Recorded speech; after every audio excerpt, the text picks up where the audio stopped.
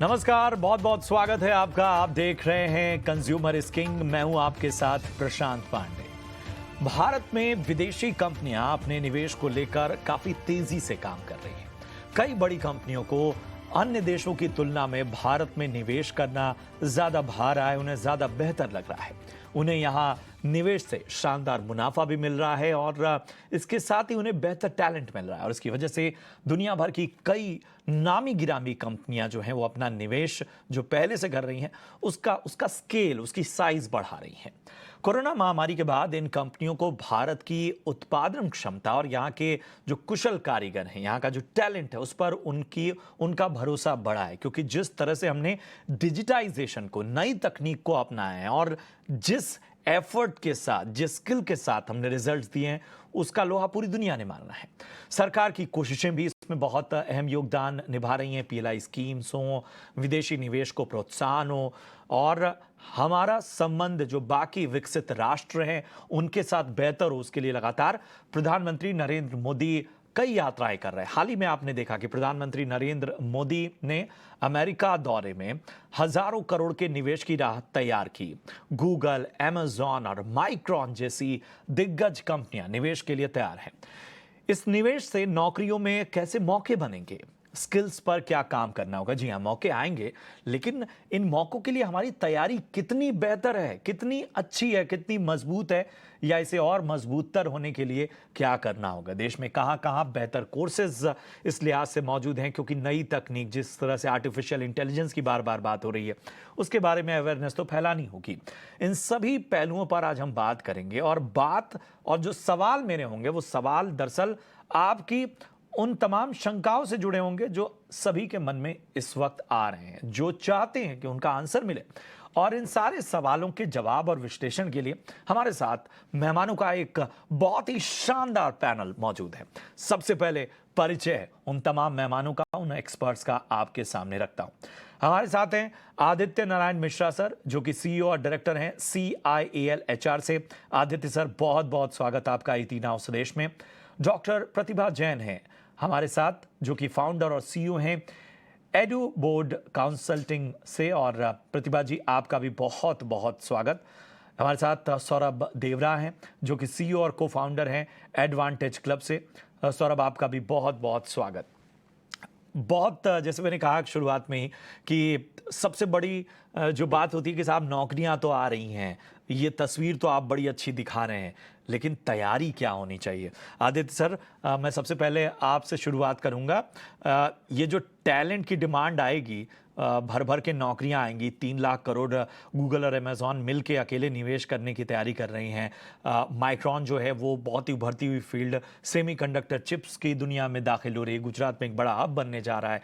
इसके अलावा पहले से बहुत सी कंपनियां हैं जो बार बार ये शिकायत करती रही हैं कि साहब उस टैलेंट को मैच करना, मतलब उस डिमांड को मैच करने का टैलेंट का पूरा साइज जो है और वो उसमें हम पीछे रह जाना। तो जरा रोशनी डालें इस पे।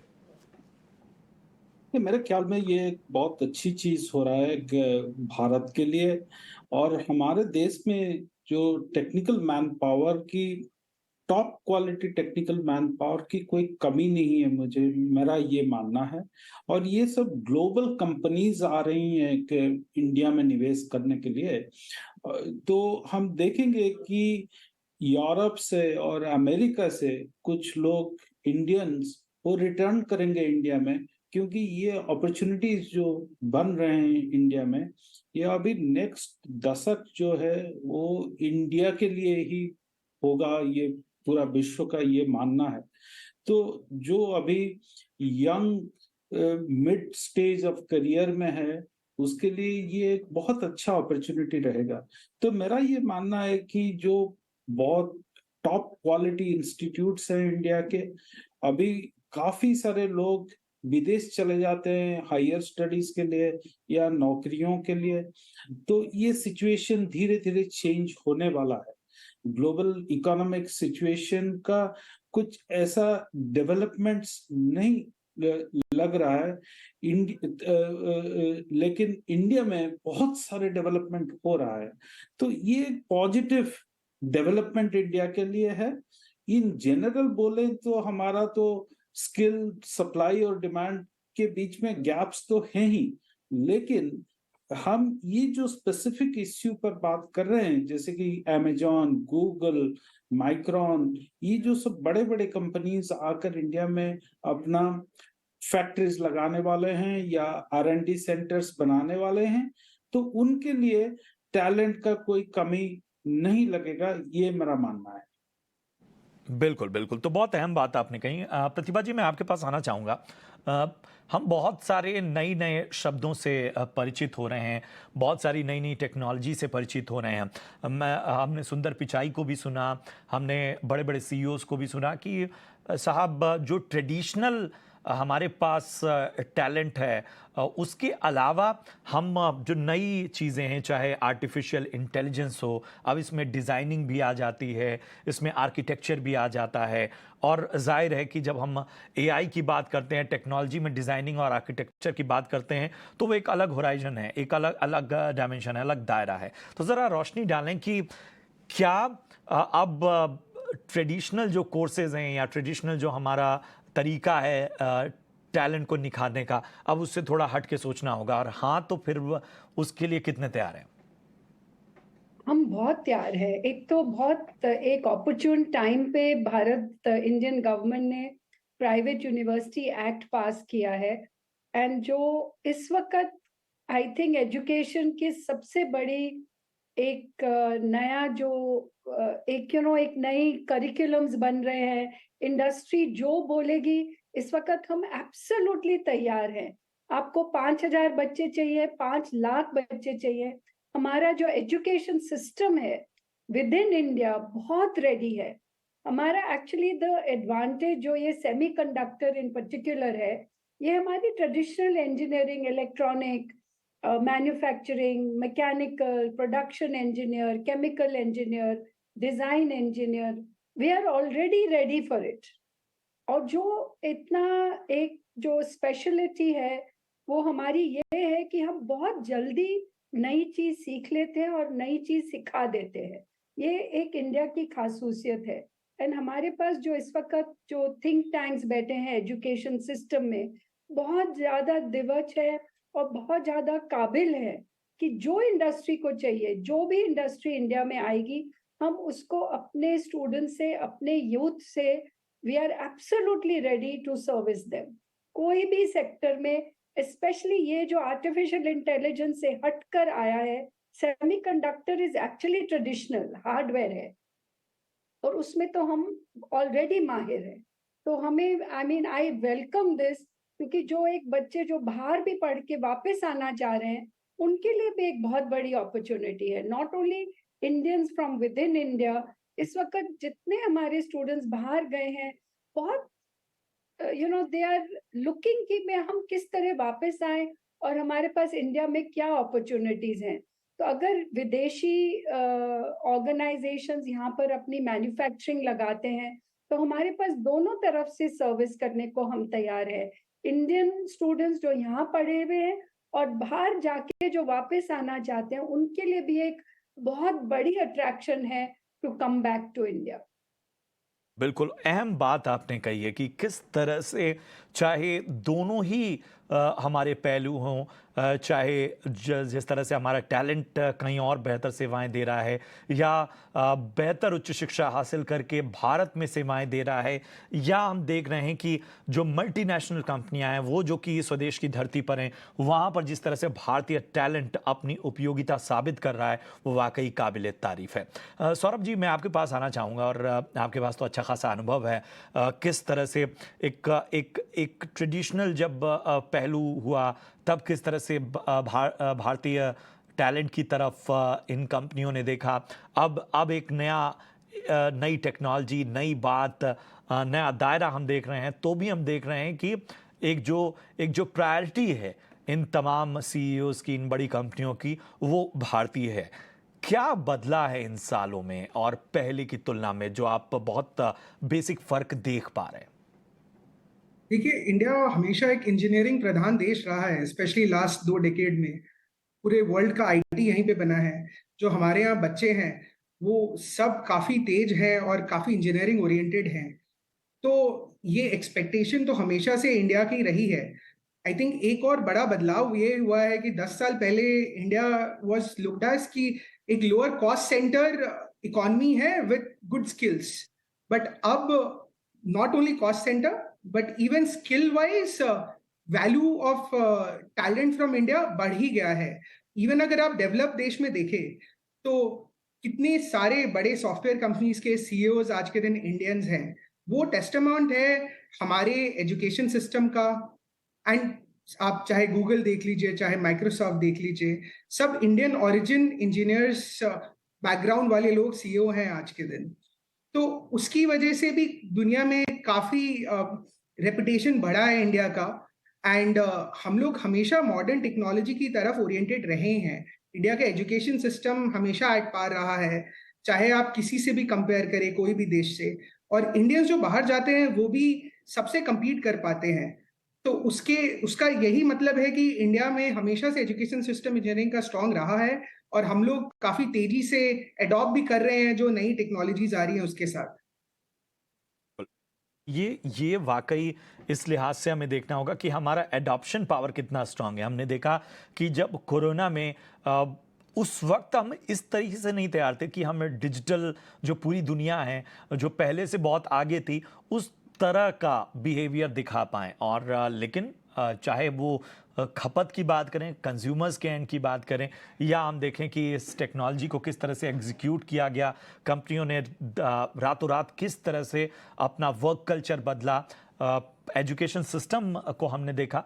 तो ये एडॉप्शन पावर, ये जो ग्रहण करने की एक क्षमता है जो हम किसी भी स्थिति में अपने आप को ढाल लेते हैं, ये बहुत बड़ा फ़र्क है हमारे टैलेंट को और ज़्यादा बेहतर बनाने में।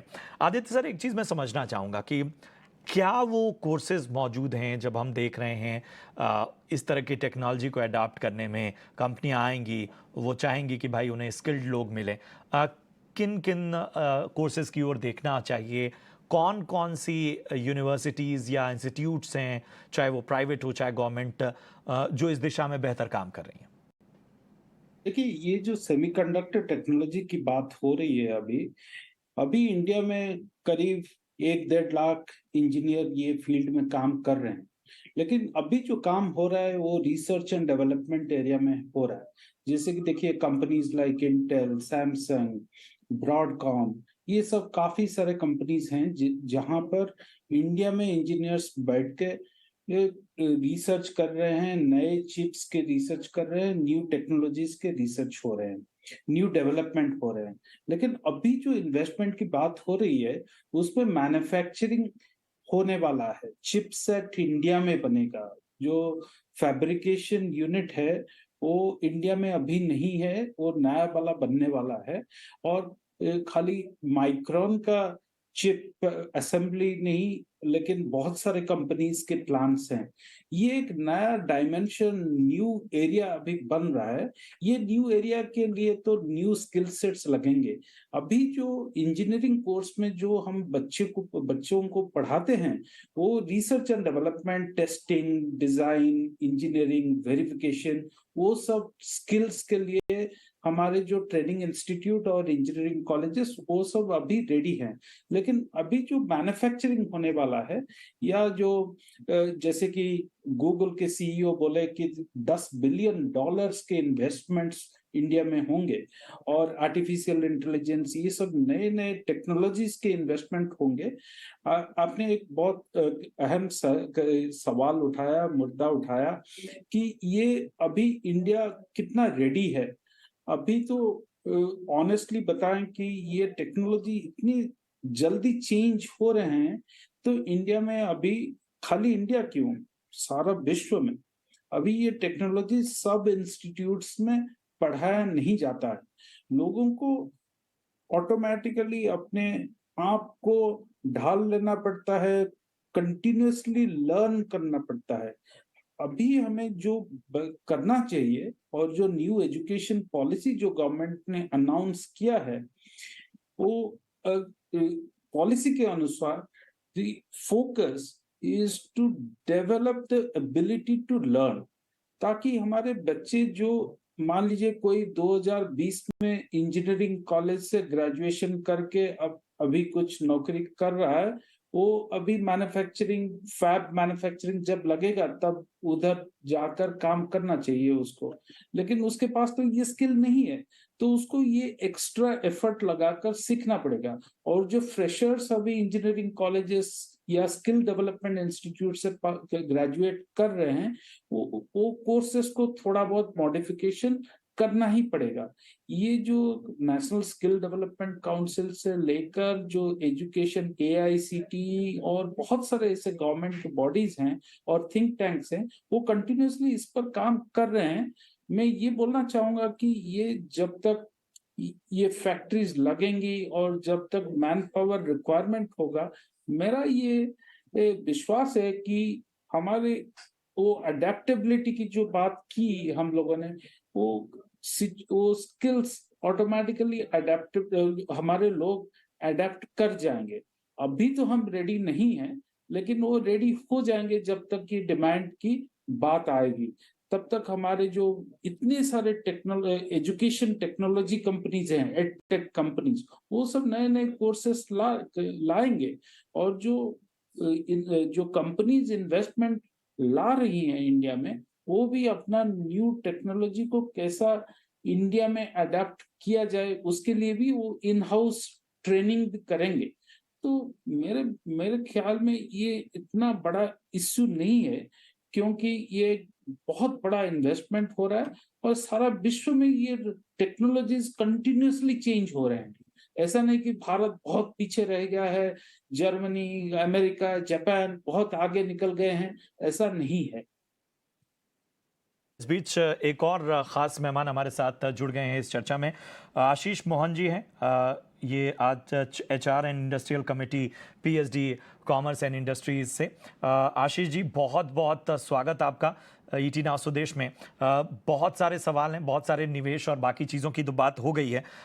इन सब के बीच आपका नज़रिया क्या कहता है? ये जो डील्स हो रही हैं, ये जो नई टेक्नोलॉजी के एडॉप्शन की बात की जा रही है, इसमें आप भारत को कहाँ देखते हैं, भारत के टैलेंट को कहाँ देखते हैं?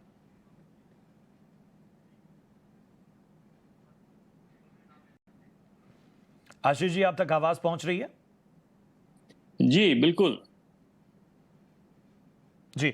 मेरा सवाल यही था कि ये जो तमाम डील्स हो रही हैं, ये जो बड़े बड़े कोलैबोरेशंस हो रहे हैं, बड़ी बड़ी कंपनियां जो भारत में निवेश कर रही हैं और एक नौकरियों का एक भरा पूरा संसार लाने का वादा कर रही हैं, इन सब के बीच सवाल यही है कि हम कितने तैयार हैं। तो भारत की तैयारी इसके टैलेंट को, इस डिमांड से मैच करने को, इस पे आपका नजरिया क्या है?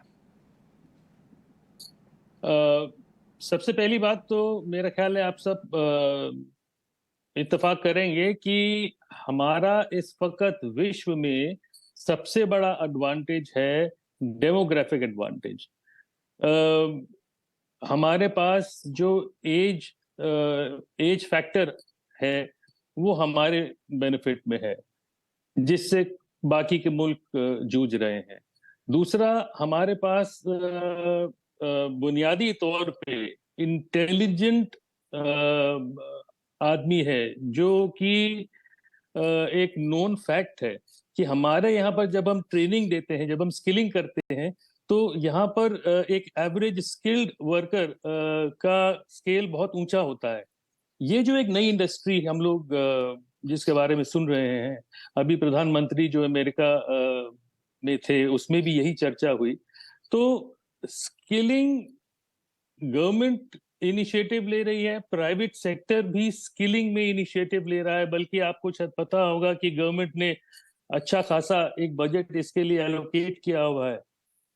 So there is definitely a very big future in this field, and we are all geared up towards it because of the government initiatives, one, and the industry. बिल्कुल, बहुत अहम बात आपने कही है कि ये जो प्रयास हैं, सरकार के कोशिशें यही हैं कि साहब बेहतर माहौल दिया जाए, बेहतर तरीके से स्किल और अपने यहाँ के जो टैलेंट है उसको और बेहतर किया जाए, जिसमें प्राइवेट प्लेयर्स की भी भूमिका बहुत अहम हो जाती है।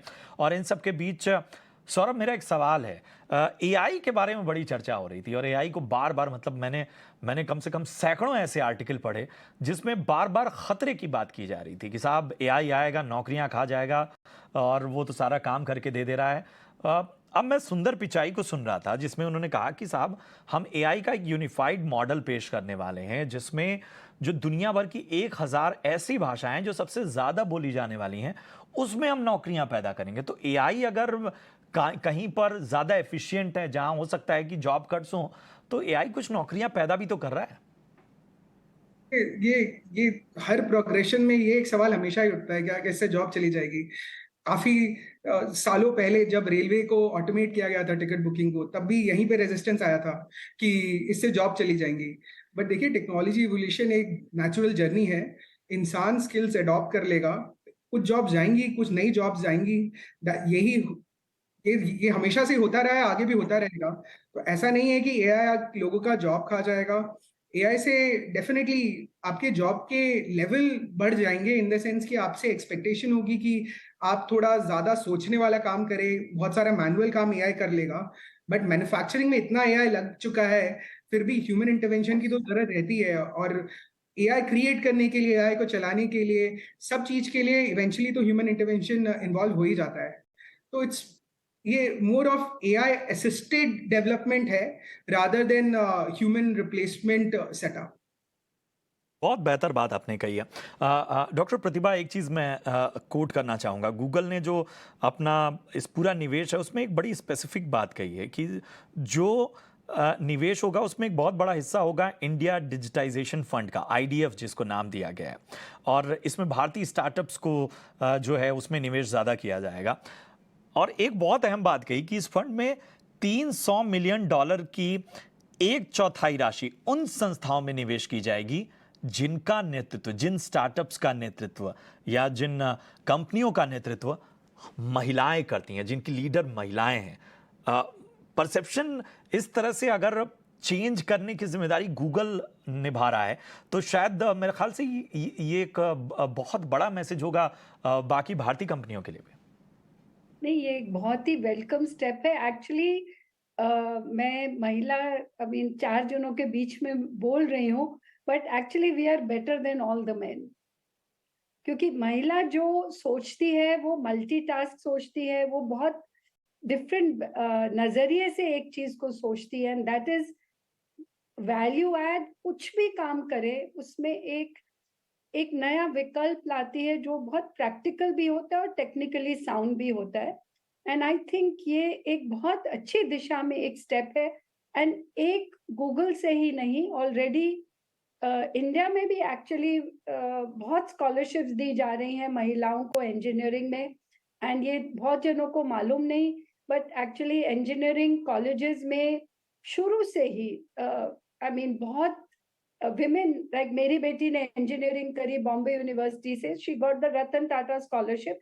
तो बहुत शुरू से ही ये एक इंडियन फिलैंथ्रोपिस्ट का भी, इंडियन इंडस्ट्रियल हाउसेस भी women in engineers, women in science को फुल स्कॉलरशिप दे रहे हैं। तो ये अब एक बड़े पैमाने पे ये मीडिया ने अगर उसको एक स्पॉटलाइट किया है तो ये एक अच्छी चीज है। एंड मुझे लगता है और भी लोग इससे जुड़ेंगे। एंड एक औरतों का एक probably 50% of the world population and India population will एक बहुत ज्यादा एक निवेश आएगा, जो एक टैलेंट भी उभर के आएगा जो अभी हमें जरूरत है। जो हम यूथ डिविडेंड कहते हैं उसमें विमेन भी शामिल हैं। एंड अगर वो जुड़ जाते हैं हमारे एजुकेशन के जरिए, काम के जरिए, तो हमारे पास कोई चीज की कमी नहीं रहेगी। हमारे ग्रोथ को कोई रोक नहीं सकता। बहुत अहम बात आपने कही है। ये जो वर्क फोर्स है जिसमें महिलाओं की भागीदारी लगातार बढ़ाने की कोशिशें हो रही हैं, लेकिन बहुत से ऐसे उदाहरण सामने आते हैं जहां पे महिला अगर विवाहित है या उसके बच्चे हैं, कई कंपनियां हम देखते हैं कि इस तरह के क्लॉज लगा देती हैं जो कि ठीक नहीं है, और इन सब चीज़ों को बदलने की आवश्यकता है। आशीष सर, मैं आखिरी सवाल के साथ आपके पास आना चाहूँगा। हम बहुत अच्छी अच्छी बातें तो कर चुके हैं, चैलेंजेस फिर भी चुनौती, आप तो बहुत कोर चीज़ों को समझ रहे होंगे, चुनौती अभी भी क्या है, क्या चीज़ जो है वो दुरुस्त करने की आवश्यकता है? जैसे आपने अपने आप ही बताया कि जब अपॉर्चुनिटीज होती हैं तो चैलेंजेस भी होते हैं। हर हर आप कोई भी सेक्टर देखिए तो उसमें चैलेंजेस आएंगे। अभी जैसे मैडम ने बताया, yes, women are good and they have to be promoted in a much bigger way. मैं आप ही लोगों की बात से ले रहा हूं। आपने बिल्कुल कहा कि जी जब हम उनको लेते हैं तो उनके साथ हमको कुछ चैलेंजेस होते हैं जो हमें लॉ में अपने ठीक करने पड़ेंगे। जब हम बात करते हैं स्किलिंग की तो हमको एक अच्छा रोबस्ट सर्टिफिकेशन सिस्टम रखना पड़ेगा, जो कई बार लैक्सिटी इसमें आ जाती है। हम इस फील्ड में कम से कम नहीं उसको एक्सेप्ट कर सकते। जब हम स्किल्स की बात करते हैं तो जब हम एक सेक्टर से दूसरे सेक्टर में स्किल को ले जाने की बात करते हैं तो पैरिटी, एक हमें लेवलिंग एक ही होनी चाहिए। उसके लिए भी हमें अपने सेट्स को रीएनालाइज करना पड़ेगा। बेंचमार्क्स मतलब जिनको आप कहें, वो हमें अगर हम एक पर्टिकुलर स्किल सेट एक आदमी में चाहते हैं तो किसी भी शहर से वो आदमी आए, उसके लेवल का अगर चाहिए तो दोनों बराबर होने चाहिए। वी कांट से अगर मुझे ए ग्रेड चाहिए तो दूसरे शहर का भी वो बी ग्रेड बिल्कुल। आके ए में बन जाए, ऐसा नहीं होना चाहिए। बिल्कुल, बहुत अहम सो बात लॉट आपने ऑफ कही। These things have. बिल्कुल, समय कम है, मुझे रुकना पड़ेगा आशीष सर, और बड़ी बेहतर चर्चा रही तमाम खास एक्सपर्ट्स के साथ। कोशिश हमने यही की कि साहब समझने की कोशिश करें कि ये जो फ्लो आ रहा है नौकरियों का, ये जो निवेश का एक संसार हमें नज़र आ रहा है, ये जब तमाम जॉब्स को आपके सामने रखेगा तो उसके हिसाब से हम कितने तैयार हैं, सरकार क्या कर रही है, प्राइवेट प्लेयर्स क्या कर रहे हैं। एक बात जो निचोड़ समझ में आया है इस पूरी चर्चा का, वो ये कि तैयारी कभी भी पूरी नहीं होगी, लेकिन जो भी टेक्नोलॉजी आ रही है, हमारी एडॉप्शन पावर स्ट्रांग है, लेकिन इसको ग्रांटेड नहीं लेना है। हमें थोड़ा अवेयर होना है, हमें सरकार स्किल को लेकर क्या क्या कर रही है उस ओर तो ध्यान देना ही देना है। हमको ये भी देखना है कि हमारी यूनिवर्सिटी इंस्टीट्यूशंस कितना ज़्यादा खुद को रीइन्वेंट कर रहे हैं, नहीं कर रहे हैं तो ज़रा वहाँ भी दुरुस्त होने की आवश्यकता है। बहुत बहुत शुक्रिया करेंगे अपने तमाम खास एक्सपर्ट्स का इस चर्चा में शामिल होने के लिए। कंज्यूमर इज किंग में आज के लिए मुझे दीजिए इजाज़त। आप देखते रहिए ET नाउ स्वदेश। नमस्कार।